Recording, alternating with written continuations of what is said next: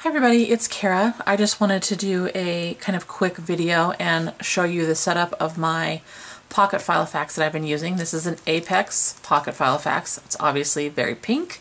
I showed it to you in a previous video before I had kind of, put all of my things in here. I just showed it to you kind of straight out of the box, so to speak. And I wanted to show you how it turned out and how I'm using it.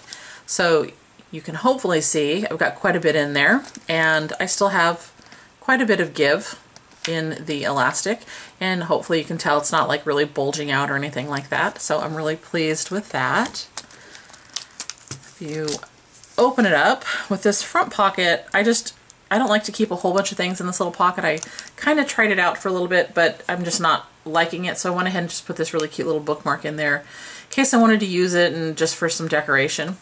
Then over here in this side pocket right here, I have some receipts I wanted to hold on to, some little kind of to-do lists in here, that kind of stuff. Then I have my first pocket. This is a top-loading pocket from Filofax, but on the back I have added those two little stick-on pockets from Mochi Things that I'd made, I don't know how long ago now. And in the front here, I keep a little stencil. There's a card that is my husband's work schedule for the year, some stamps, and a few things like that. And then over here, this is normally not here. It's just kind of blocking the numbers on my medical insurance cards. That's what I have back here. There's two card slots back here.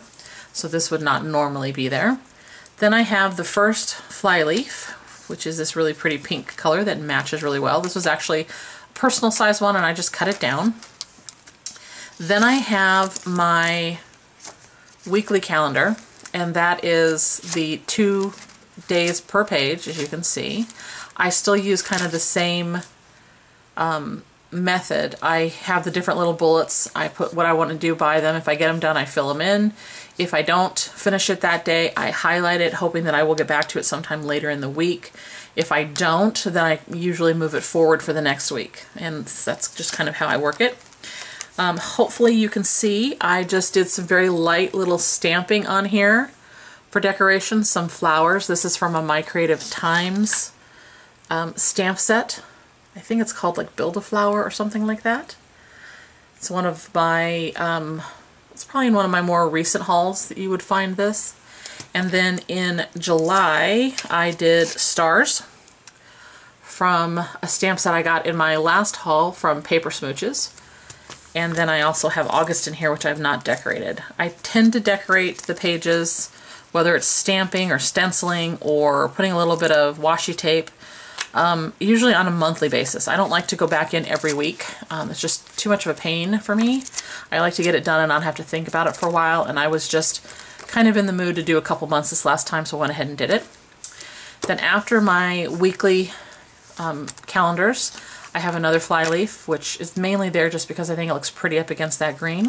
And then I have the A through Z tabs, which have all of my lists and things like that. I keep some things like an inventory, like the Faber-Castell gelato colors that I have, or the Copic colors that I have, or Copic combinations I want to try, various things like that. That way if I'm doing some online shopping or I'm out somewhere, I can go and look and say, do I have this color, do I have this thing, that kind of thing.